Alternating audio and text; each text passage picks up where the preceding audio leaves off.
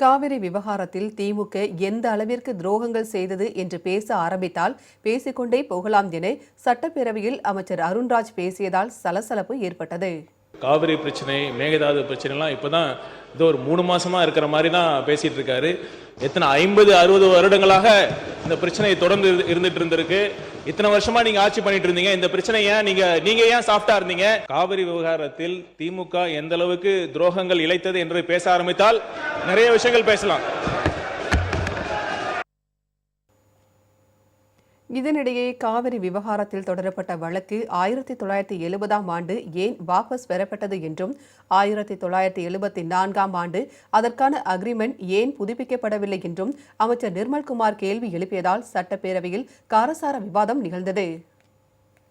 71 காலத்திலிருந்து இந்த காவேரி கடந்து வந்த காலத்தை பார்த்திருக்கோம்.